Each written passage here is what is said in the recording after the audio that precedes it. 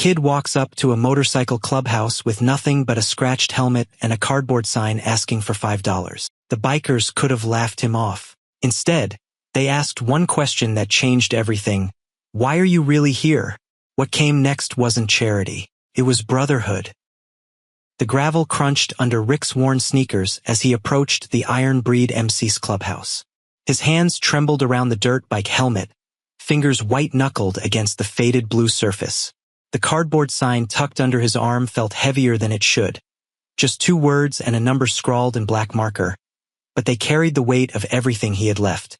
The clubhouse sat at the end of a dusty road, a low-slung building with motorcycles lined up out front like soldiers at attention. Chrome gleamed in the afternoon sun. Leather vests draped over bike seats. Music thumped from inside, something with a heavy bass that Rick could feel in his chest. He'd walked past this place 100 times on his way to school, always crossing to the other side of the street, always keeping his head down. Bikers were supposed to be dangerous. That's what everyone said. He stopped at the edge of the lot, just where the pavement met the gravel. 3 bikers sat on a wooden bench near the entrance. One noticed Rick first, a big guy with a gray beard braided down his chest. He nudged the lean figure beside him, sun-weathered and sharp-eyed. "Kid," the bearded one called out. "You lost." Rick shook his head and held up the sign. $5, please." The third biker, a woman with her dark hair pulled back tight, leaned forward. "What are you selling?" Rick lifted the helmet higher. His voice came out smaller than he wanted. "This is a good helmet, barely used." The lean man, hairy, his vest patch red, stood and walked over, hands visible. Up close, Rick could see the lines around his eyes, the scar cutting through one eyebrow, the way his expression shifted from curiosity to something else. Concern, maybe. $5 for a helmet? Harry crouched down to Rick's eye level. "That's a hell of a deal. What's the catch?" "No catch." Rick's voice cracked. I need the money." Harry reached out carefully and took the helmet, turning it over in his hands. Inside, written in faded Sharpie on the foam liner, 2 names, Dan plus Rick. "This belonged to someone," Harry said quietly. "My brother." The words tumbled out before Rick could stop them. "He gave it to me for my 10th birthday. We used to ride together on his dirt bike, and he said I needed proper gear, so he saved up for 2 months and—" Rick stopped, blinking hard. "He's in trouble. Real trouble. And I heard someone at school say court stuff costs money, like thousands of dollars, and I don't have anything else to sell. So I thought, hey, slow down." Harry's voice was gentle. "What kind of trouble?" Rick's eyes dropped to the gravel. "He got arrested. There was a fight, and the cops took him, and he hasn't come home in a week. I went to the place where they keep people, but they wouldn't let me see him because I'm just a kid, and the lady at the desk gave me this paper." He fumbled in his pocket, pulling out a crumpled notice. "It says arraignment and bail and all these words I don't understand, but I know Dan needs help." The clubhouse door swung open. More bikers filed out, forming a loose semicircle. Panic flared in Rick's chest. Harry held up a hand, silencing questions. He studied Rick's face, the helmet, the paper. "How old are you?" 12. "And where are your parents?" "Mom died 6 months ago. Cancer. Our stepdad left right after the funeral. It's just me and Dan now." Was just me and Dan. Rick's voice broke on the last word. "He's 19. He was taking care of me, making sure I got to school, that there was food. He worked 2 jobs, but then he started hanging out with these guys who—" Rick stopped, unsure how much to say. The dark-haired woman stepped closer. "I'm Dakota. What's your name?" "Rick." "Rick. When's the last time you ate?" He blinked at the unexpected question. "Breakfast. There's cereal at home." "And when's the last time you ate something that wasn't cereal?" Rick couldn't remember. Harry stood, still holding the helmet. He looked at the other bikers, some unspoken communication passing between them. Then he turned back to Rick. "You're not selling this helmet. You understand me? This isn't about $5 or $1,000. This is about your brother, and you showing up here with the one thing you've got left of him." He placed the helmet carefully in Rick's arms. You're showing us who you ride for, and that matters. Rick clutched the helmet, confused. But we know what Dan needs, Dakota said. And it's not your brother's helmet on some stranger's shelf. Come inside. You're going to tell us everything, and we're going to figure this out. Rick looked at the clubhouse door, then back at the faces surrounding him. They weren't laughing. They weren't sending him away. The bearded man, his vest said Tiny, which seemed like a joke, gestured toward the entrance. You walked all the way here by yourself? Tiny asked. Rick nodded. 3 miles. 3 miles. Harry shook his head. Kids got more spine than sense. But he was smiling, just a little. Come on, Rick. Let's see what we can do about your brother. As Rick walked toward the clubhouse, helmet tucked against his chest, something shifted. These strangers everyone warned him about were listening. Hope flickered where fear had been. The clubhouse smelled like motor oil, leather, and old coffee. Rick sat on a worn leather couch, helmet in his lap. The iron breed had shifted into focus mode. Harry sat across from him, elbows on knees. Dakota leaned against the pool table. Tiny stood by the door with 3 others. Harry pulled the crumpled notice from his pocket, smoothing it against his thigh. Okay, Rick, let's start from the beginning. Tell us about Dan. Rick's fingers traced the scratches on the helmet. He's the best person I know. When Mom got sick, he was 17. He dropped out of his senior year to take care of her, work, and make sure I didn't miss school. Our stepdad, Frank, he'd come home drunk and... Rick's jaw tightened. Dan would get between us. Always. He took things that should have been meant for me. Where's Frank now? Dakota asked, her voice hard. Gone. Mom died in March and Frank cleared out the same week. Took what little money she had saved and disappeared. We haven't seen him since. A younger biker with tattooed forearms spoke up. So Dan's been your legal guardian? I don't know if it's legal. Nobody ever came to check. Dan just kept doing what he always did. Getting me up for school, packing lunches, working at the auto shop and doing night shifts at the warehouse. Rick's voice grew quieter. But after Mom died, something changed. He got angry all the time. Not at me, just at everything. He started staying out late. Made friends with these guys who were always talking about easy money and side jobs. I heard them once, outside our apartment. They wanted Dan to help move some stuff, didn't say what. Dan told them no, but they kept pushing. Rick looked up. Then 2 weeks ago, Dan went to Murphy's bar. He called me, said he'd be home by 11. He never came home. Dakota moved closer. What happened at Murphy's? I don't know all of it. The police report. Rick gestured to the paper in Harry's hand. Says Dan assaulted someone. But Dan's friend Marcus told me Dan was trying to stop a fight. These 2 guys were beating up someone in the parking lot, and Dan jumped in. Rick's voice rose with frustration. He was helping, and now he's the one locked up. Harry read through the notice carefully. Says here the guy he hit ended up with a broken jaw. That's serious. But he was protecting someone. Rick's eyes burned. That's what Dan does. He protects people. I know, kid. I believe you. But the law doesn't always care about context. Harry passed the paper to Dakota. We need more information. Who's the prosecutor? Who are the witnesses? The tattooed biker pulled out his phone. I've got a buddy who works county lockup. Let me make some calls. Tiny rumbled from his position by the door. My cousin's a public defender. Might be able to get us some insight. Dakota studied the document, her expression sharpening. Arraignments in 5 days. That's not much time. She looked at Rick. Has Dan tried to contact you? No. I went to see him, but they said only adults or lawyers. I'm neither. The defeat in Rick's voice was palpable. Harry stood and walked to a corner desk, pulling out a notebook. All right, here's what we're going to do. Fred. He gestured to the tattooed biker. Call your buddy and your sister. Didn't you say she works in legal aid? Fred nodded. Celine. She handles cases like this all the time. Pro bono stuff for people who can't afford private attorneys. Get her on the phone. Tonight. Harry turned to Tiny. Talk to your cousin. We need to understand what Dan's up against, what the best and worst outcomes look like. Dakota pushed off from the pool table. I'll start drafting a character letter. Rick, I need you to tell me everything about what Dan's done for you. Every sacrifice, every moment he stood up when he didn't have to. We're going to paint a picture of who your brother really is. Rick blinked. You're really going to help?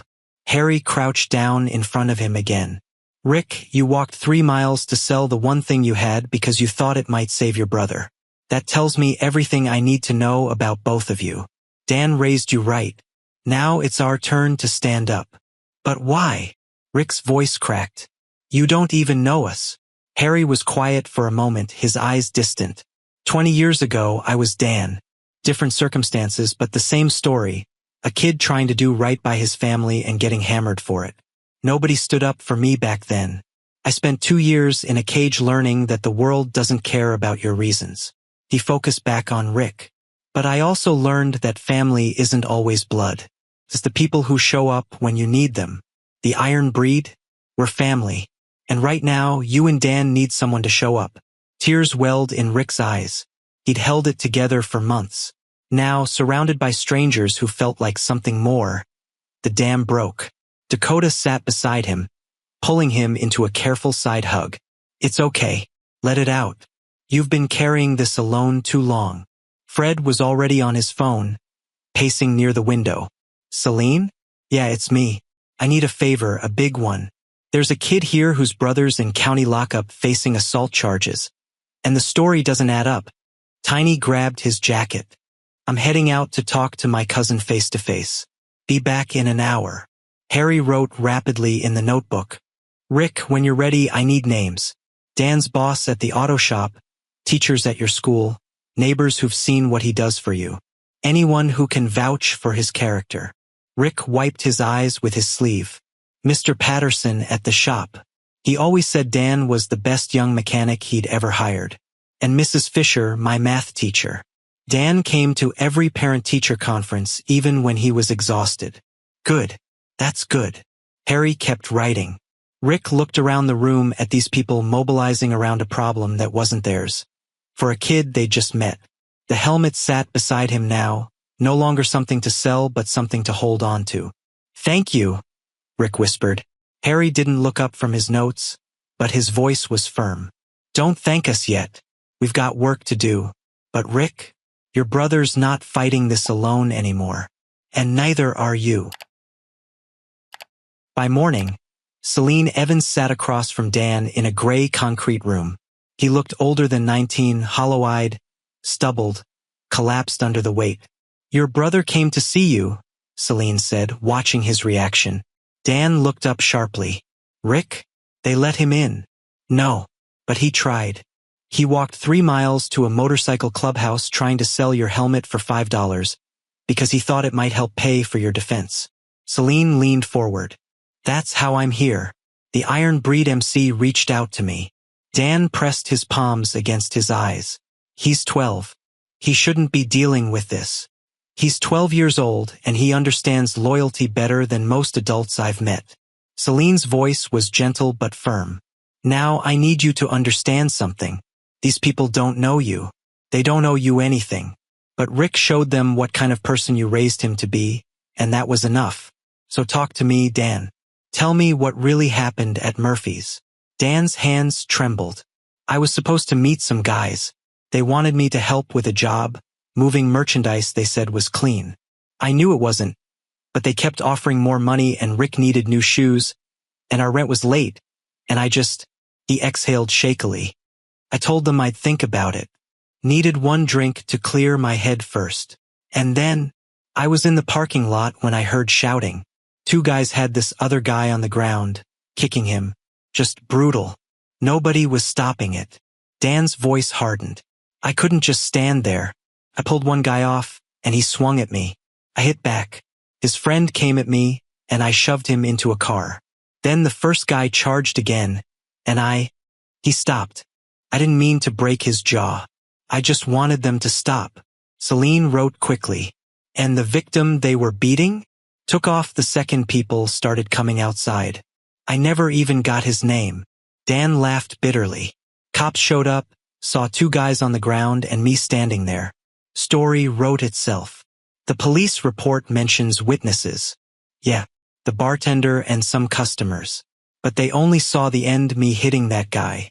They didn't see what came before. Dan leaned back, chains rattling. My public defender said I should take a plea deal. 18 months minimum. Your public defender is overworked and underpaid. Celine tapped her pen against the pad. I'm not. And I've got a biker club digging up everything we need to show you're not some violent criminal. They're talking to your boss, Rick's teachers, your neighbors. They're building a case that you're a kid who lost everything and still showed up every day for your brother. Dan's eyes glistened. Why? Why would they do this? Because Rick walked into their clubhouse with a helmet and a cardboard sign, and somehow that meant something. Celine stood. I'll be in touch. Don't take any deals until I review them. And Dan, your brother's staying with Harry and his wife until this is resolved. He's safe. Dan nodded, unable to speak. At the clubhouse, Dakota had transformed the pool table into a war room. Documents spread across green felt. Character letters from Mr. Patterson and Mrs. Fisher sat in neat stacks. Tiny's cousin had provided a breakdown of sentencing guidelines and precedents for similar cases.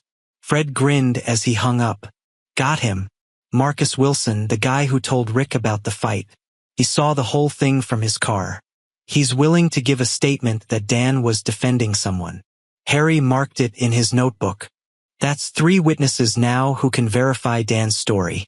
What about the victim? Still tracking him down. Bartender remembers he paid cash. No name on the tab. But he's got security footage we can subpoena. Fred glanced at Rick, who sat quietly in the corner doing homework Harry's wife had insisted he keep up with. Kid doing okay? He's scared, Harry said quietly. But he's holding together. Spent an hour last night telling my wife stories about Dan teaching him to ride, fixing up that dirt bike in their apartment parking lot with borrowed tools. He smiled slightly. Kid worships his brother. Dakota finished typing on her laptop. Character summaries done. For pages documenting every sacrifice Dan made. Every time he put Rick first. I've got attendance records showing Rick hasn't missed a day of school in 2 years. That's all Dan. Medical records showing he took their mom to every appointment while working full-time. This paints a clear picture. Good. Harry stood, surveying the organized chaos. Celine's meeting with the prosecutor tomorrow to present evidence and push for reduced charges. She thinks if we can get the victim's testimony and prove Dan was defending him, we've got a shot at getting this knocked down to misdemeanor assault with probation. Tiny crossed his massive arms. And if the prosecutor won't budge? Then we show up at that arraignment in force and make sure the judge sees Dan's not alone. That he's got community support. That he's worth a second chance. Harry looked at each of them. This is what we do. We protect our own. Rick watched these people work. Coordinated, relentless. He'd spent months watching Dan crumble under pressure, seeing his brother get smaller and quieter as the world pressed down. Now strangers were fighting back against that weight, refusing to let Dan disappear into a system that didn't care about context or character. Harry noticed Rick watching and walked over, sitting beside him. How's the homework? Almost done.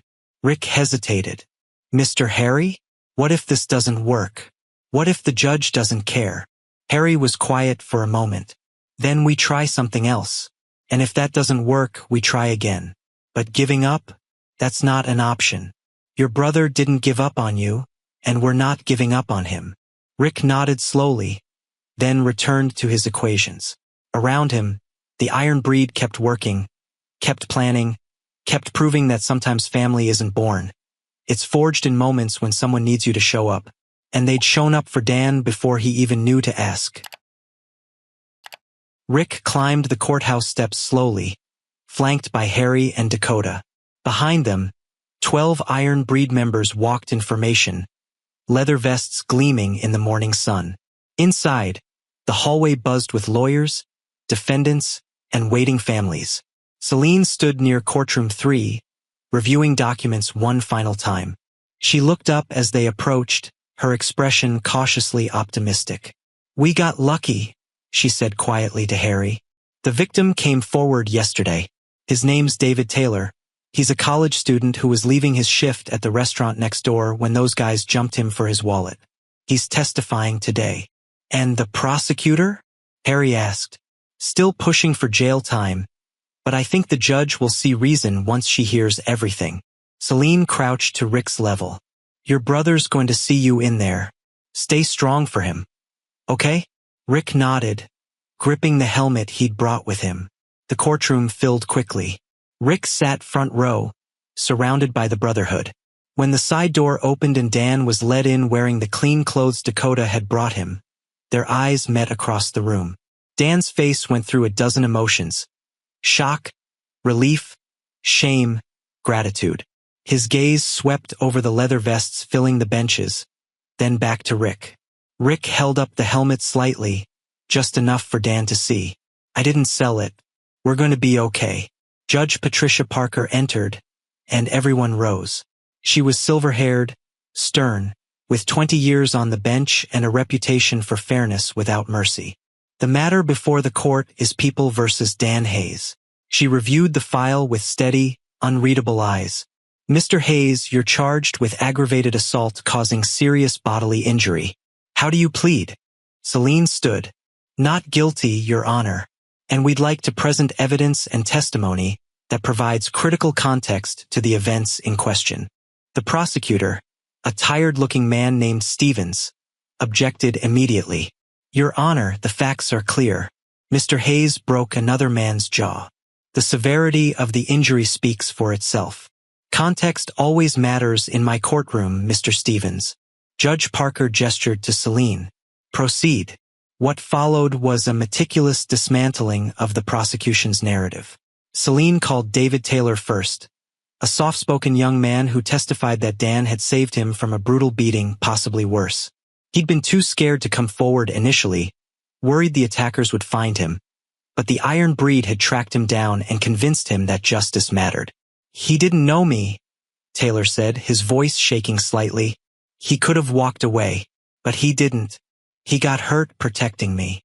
Next came Marcus, who'd witnessed the fight from his car and confirmed Dan's account. Then Mr. Patterson, who spoke about Dan's work ethic and responsibility despite being barely out of high school himself. Mrs. Fisher described how Dan never missed a parent-teacher conference, how Rick's grades and attendance were perfect because of his brother's dedication. Dakota's character letter was entered into evidence, along with medical records documenting Dan's care for their dying mother and statements from neighbors about how he'd protected Rick from their stepfather's violence. Throughout it all, Dan sat motionless, tears streaming silently down his face. Finally, Judge Parker asked Dan to stand. Mr. Hayes, what do you want for your future? Dan's voice was rough. I want to be someone my brother can look up to. I want to give him the life our mom dreamed about. Safe, stable, where he doesn't have to worry about anything except being a kid. He glanced at Rick. I want to be the man he thinks I am. When she spoke, her voice had softened just slightly. Mr. Hayes, what you did was reckless and dangerous. You put yourself at serious risk, and you caused significant injury to another person. However, I cannot ignore the circumstances. You acted to defend someone who was being brutally attacked. You have demonstrated consistent responsibility for your minor brother despite facing circumstances that would break most adults. The letters presented on your behalf paint a picture of someone who deserves an opportunity to prove they can do better. She paused, and Rick held his breath. I'm reducing the charges to misdemeanor assault. You'll serve 18 months probation, complete 200 hours of community service, and attend mandatory anger management counseling. You'll also be required to check in monthly with a probation officer. She looked directly at Dan. I'm giving you a chance, Mr. Hayes. Don't make me regret it. I won't, Your Honor. Thank you. Dan's voice broke. Outside, the autumn air felt lighter. Dan pulled Rick into a fierce hug, and Rick held on like he'd never let go. I'm sorry, Dan whispered. I'm so sorry for everything. You're home, Rick said. That's all that matters. Harry approached, extending the helmet. I believe this belongs to you. Dan took it, running his fingers over the names written inside. I can't ever repay you for what you did. You can repay us by being the brother Rick already knows you are. Harry smiled. And by showing up next Saturday. We're throwing a cookout, and you're both expected. That Saturday, Rick and Dan arrived at the clubhouse on the old dirt bike, its engine sputtering but running. Tiny took one look at it and shook his head with mock despair. We're fixing that properly. Can't have family riding around on a death trap. Fred handed Rick a small package. Inside was a patch. Not a full member's vest, but something special. Little brother of the breed, embroidered in silver thread. Rick stared at it, then looked up at the faces around him. Harry, Dakota, Tiny, Fred, Celine, all the people who'd shown up when he'd had nothing but a helmet and hope. Welcome home, Harry said simply. Dan's arms settled around Rick's shoulders, and Rick finally understood what home meant. Not the empty apartment waiting for them, but this people who chose to stand when you needed them. People who proved that family wasn't about blood or obligation. It was about showing up.